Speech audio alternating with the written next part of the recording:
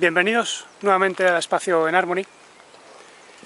Como podéis ver, he salido otra vez a grabar fuera, al campo, ahora que se puede pasear a ciertas horas del día. Y hoy os voy a hablar de un tema bastante importante que tiene que ver con una cuestión que muchas personas no acaban de tener clara, y es la conexión con los diversos niveles de nosotros mismos, la conexión con el universo divino, que podemos decir, la conexión también con el origen primordial, la fuente. Hay muchas personas que no tienen claro qué es conectarse o a qué se están conectando o cómo comenzar a sentir dentro de sí mismos. Por eso sugiero ir paso a paso y comenzar siempre por lo más simple. ¿Qué queremos decir realmente cuando decimos yo soy? Porque el yo soy no es algo abstracto. Todos sentimos de algún modo que somos. Pero claro, tenemos diversos niveles de un yo real, que comienza en el cuerpo mismo, no comienza en otra dimensión, ni nada de eso. Lo más cercano es siempre el cuerpo, pero tenemos que ir profundizando y vamos a ir paso a paso. Y yo sugiero que prestemos atención a sonidos, las sensaciones corporales, a la respiración. Tomemos simplemente conciencia de qué es lo que está ocurriendo dentro y fuera y hagámoslo con una consciencia expandida, que es completamente espontánea y natural. Nosotros prácticamente no hacemos nada. Con esa consciencia percibimos nuestro cuerpo. ¿Y qué es conectarse a la unicidad a nivel corporal, por ejemplo?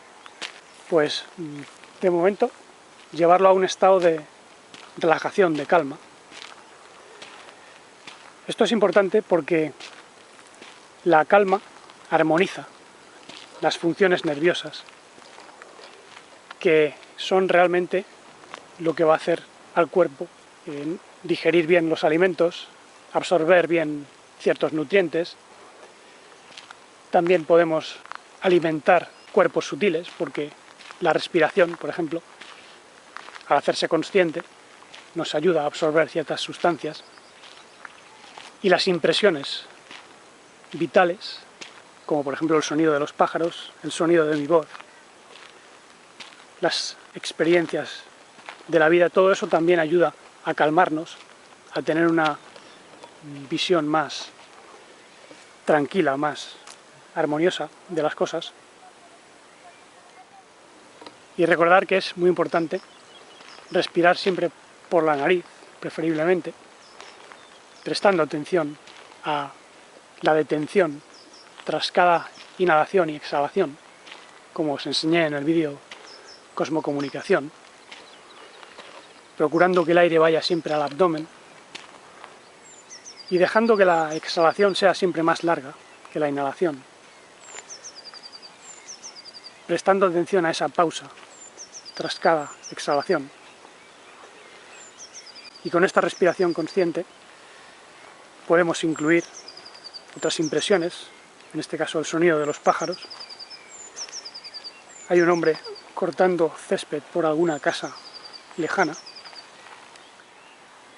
Y daos cuenta de que a medida que percibimos con serenidad, las emociones, digamos, se apaciguan, no hay estrés, no hay alteración.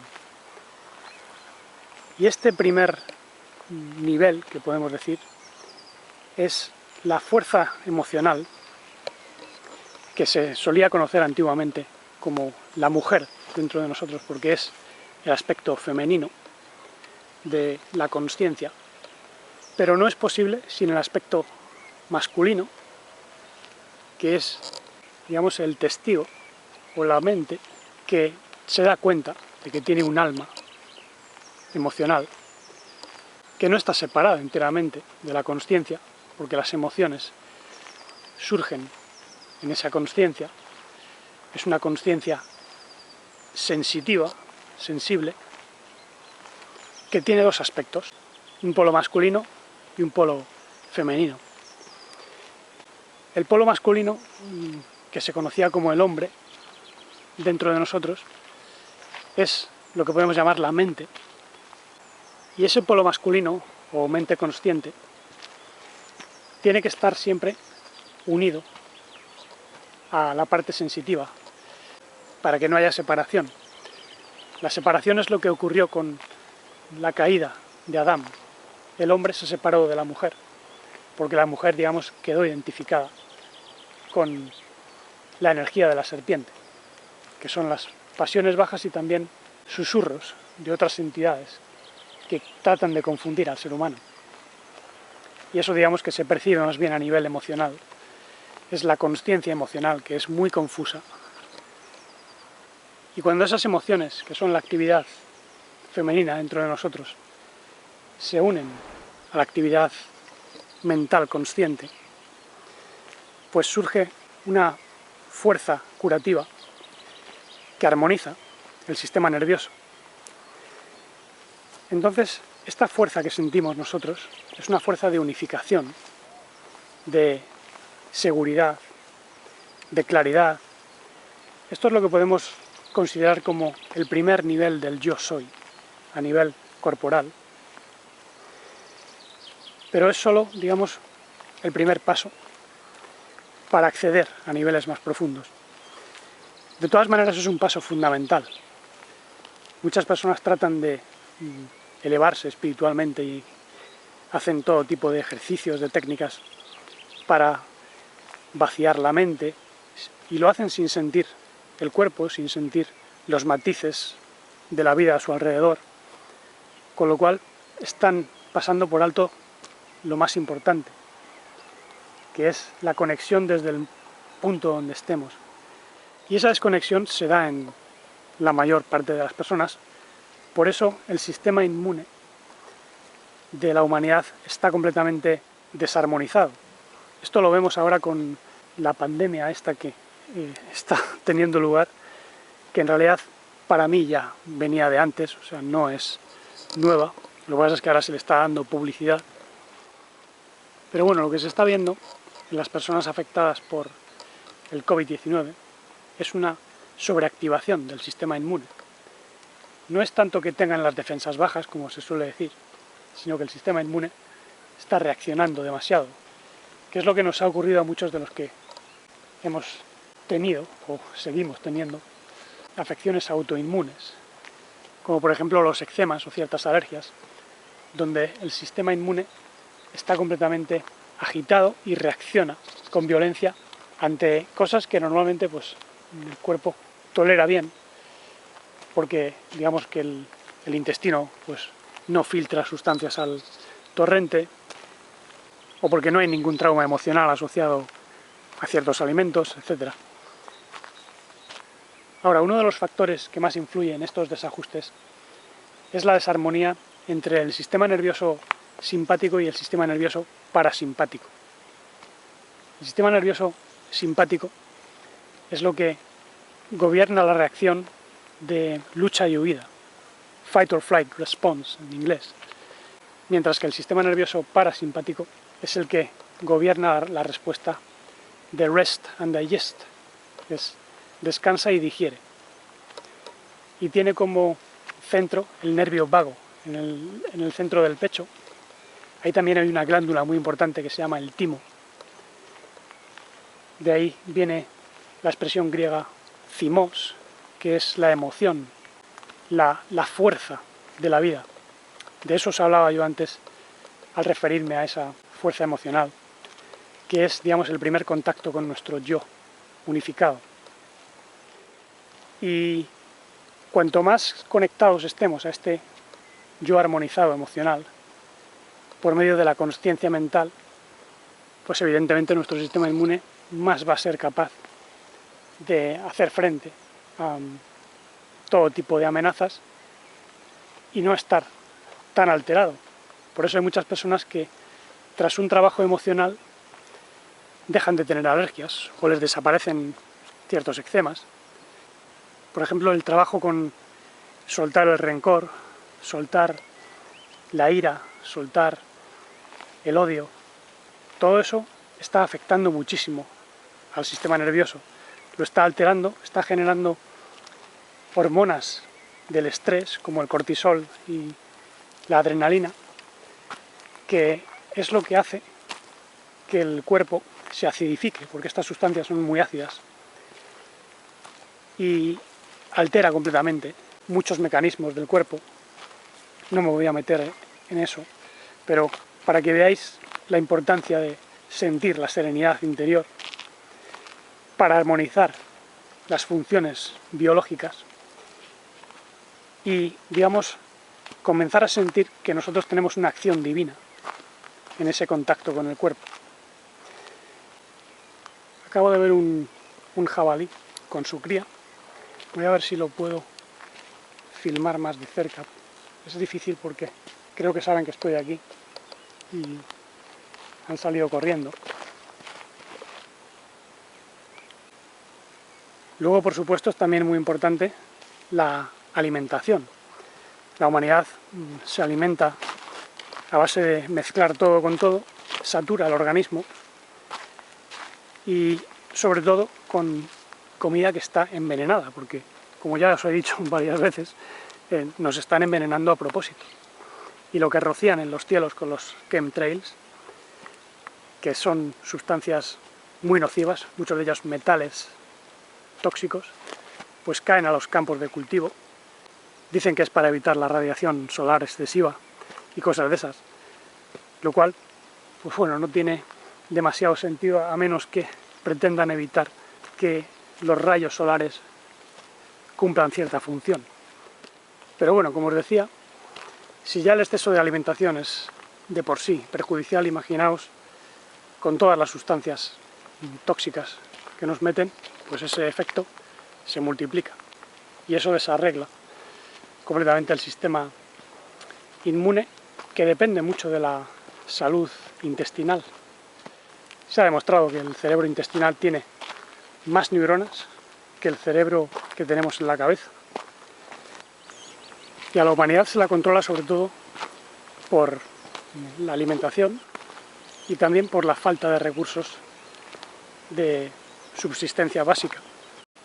Por eso 3/4 partes de la población mundial pues tienen problemas con esos dos aspectos. Curiosamente, los cultivos de las poblaciones más pobres son de almidón, que es uno de los venenos más fuertes para el cuerpo humano, porque congestiona todo el organismo. Por eso el exceso de almidón no conviene, así como tampoco conviene el exceso de carnes, porque les inyectan muchos antibióticos y también sustancias para hacer crecer a los animales, lo cual, pues al entrar en el organismo, genera tumores. Por tanto, ser conscientes de nuestro yo soy a nivel físico implica darnos cuenta de todas estas cosas, que no nos tomen el pelo, que no nos digan que el cuerpo humano necesita carne para sobrevivir o que necesita carbohidratos, como suelen decir, lo cual no es cierto, porque los carbohidratos son un concepto del siglo XIX que considera que el cuerpo es un horno, y el cuerpo no es un horno, porque su temperatura no pasa de 36 grados. Fijaos qué colores más bonitos. El mundo que percibimos a nivel social se basa sobre todo en la publicidad. Ahora mismo se da mucha publicidad al COVID-19, cuando en realidad el año pasado, pues por estas fechas ya había más muertes por neumonía y gripe común. Pero sin embargo, pues como no se les daba publicidad, pues supuestamente no había pandemia. Pero las pandemias de enfermedades raras son algo bastante común hoy en día, porque el nivel de desarmonización y de desconexión es muy elevado. Por eso, ¿cuál es el siguiente paso? Bueno, una vez estamos asentados en la consciencia, con esa fuerza emocional de vida, podemos escuchar en silencio a la conciencia divina. Si os fijáis, no es lo mismo consciencia mental que conciencia divina. La conciencia divina es una inteligencia muy íntima que nos guía, nos hace saber qué hacer, quiénes somos, qué es lo correcto, y con ella podemos incluso establecer diálogos o conversaciones, pero no diálogos con palabras ni conceptos, sino por medio de intuiciones silenciosas. Yo por la noche, antes de dormir, por ejemplo, escucho a ese yo conciencia que habla dentro de mí. Ese es el maestro divino que me guía y sigue formando parte de nuestro yo soy real. Pero digamos que es el que nos conecta a la fuente. De la fuente divina procede un espíritu, una fuerza, una voluntad, que ese sería, digamos, el tercer nivel. Y como decía el maestro Jisoo Yaoshua, el espíritu es como el viento. Oímos su silbido, pero no sabemos ni de dónde viene ni a dónde va. Porque el espíritu no siempre se hace tan evidente como, por ejemplo, hace la conciencia divina, que siempre está observándonos. Con ella somos observados y con la conciencia, digamos que observamos. Ver y ser vistos es el movimiento divino de nuestra percepción divina. Esa es la comunicación. Sin embargo, el espíritu es una fuerza que es básicamente la voluntad divina que nos mueve, la voluntad divina que podemos manifestar, porque se nos ha dado acceso a una porción de ese espíritu. Sin embargo, la voluntad divina o el espíritu que nos mueve es algo que solo se manifiesta a través de nosotros cuando logramos vencer la mecanicidad, la pereza, cuando no nos dejamos vencer por los engaños, por la apatía, por el rencor, por las emociones bajas en general. Y esto es importante comprenderlo porque digamos que es la voluntad divina la que nos eleva cuando nosotros ponemos de nuestra parte y ejercemos la voluntad que se nos ha dado a nivel emocional y a nivel de consciencia. Nosotros podemos mover nuestra consciencia, dirigirla, mejor dicho, a voluntad. Y dependiendo del ejercicio de nuestra voluntad consciente, pues la voluntad divina se manifiesta a través de nosotros o no. Yo he tenido experiencias en las que, estando mi cuerpo dormido, he sentido como una fuerza me guiaba como desde la espalda y me hace ver visiones o me lleva a ciertos lugares del mundo imaginal del alma o a ciertos lugares temporales de otras líneas de tiempo, como invitándome a prestar atención, a reflexionar. Ese espíritu es silencioso, no habla, por lo menos con palabras. Tiene la conciencia, evidentemente, que nos puede dar órdenes, pero por norma general el espíritu se manifiesta de manera silenciosa y es nuestro yo más profundo. Por tanto, ahí veis una conexión entre la voluntad invisible, la conciencia, que es también invisible, y nuestra consciencia, que puede abarcar pensamientos, emociones, sin ser afectada. Nosotros podemos ser conscientes sin tener pensamientos o emociones agitadas. Nosotros podemos ser conscientes de un espacio donde no hay pensamientos, pero sí que hay una emoción de calma, por ejemplo. Y por medio de la consciencia podemos esperar pacientemente a ser reconciliados por el espíritu. Digamos que debemos esperar constantemente la acción del espíritu divino a través de nosotros, siempre en contacto con la conciencia, que es, digamos, el maestro que siempre está presente en nosotros. Siempre y cuando obedezcamos las órdenes de este maestro interior, pues todo lo que hagamos estará en armonía. El problema es cuando no escuchamos, cuando vamos por nuestra cuenta Entonces nos convertimos en lo que antiguamente se conocía como el alma ramera. Ramera porque se prostituye con las pasiones del mundo material.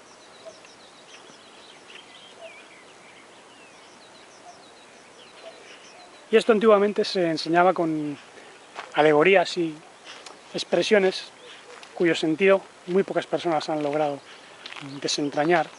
Por ejemplo, la unión de la mente y la doncella emocional, o la consciencia y el mundo emocional, se conocía como hijo de Adán. Es decir, alguien que ya tiene la unión de hombre y mujer dentro de sí mismo y por tanto ha vuelto al estado que se tuvo en el jardín del Edén, que luego desapareció porque se desconectó la consciencia de las emociones. Y ese hijo de Adán, o hijo del hombre, como se traduce a veces, es el cuerpo de un nivel de conciencia superior, que normalmente se traduce como hijo de Dios, aunque es una traducción un tanto vaga, es más bien hijo del Padre Universal, porque el hijo hace referencia a la imagen divina de la humanidad, lo que tiene que ser la humanidad expresando las cualidades del hombre primordial que está de algún modo contenido esencialmente en la luz infinita. El hombre primordial es lo que se conoce como Yud-He-Vav-Hei, que tiene un estado de semilla contenido en la luz infinita y un estado desplegado, que es la imagen. Por eso Yishu, o Yahushua, llegó a decir que él y el Padre eran uno, que quien le había visto a él había visto al Padre, porque él reflejaba la imagen divina con su forma de actuar, su forma de sentir, su forma de pensar. Era la misma que la del Padre Universal, la fuente primordial. Y él marcó, digamos, la imagen que tiene que desarrollar la humanidad. Una imagen que ha sido incapaz de desarrollar por medio de enseñanzas espirituales de todo tipo. Las grandes enseñanzas espirituales de Egipto, Babilonia, la India y otras partes del mundo han fracasado completamente. Por eso, la única esperanza es poder estar contenidos en la imagen universal transmitida por Yishu al tejido neuronal del cosmos. Esa es la enseñanza, la clave. Por eso él mismo dijo, vosotros en mí y yo en el Padre. El que mora en el seno del Padre ha dado a conocer al uno infinito, es lo que se dice en el Evangelio de Juan. Pero bueno, ya seguiremos profundizando en todo esto. De momento, muchísimas gracias por escuchar y hasta el próximo día. Bendiciones de esa voluntad que manifiesta el amor incondicional, desde donde se abre espacio a la vida no modificada, la conciencia silenciosa que habla como maestro dentro de nosotros y nos conduce siempre a la seguridad, la serenidad dichosa e infinita.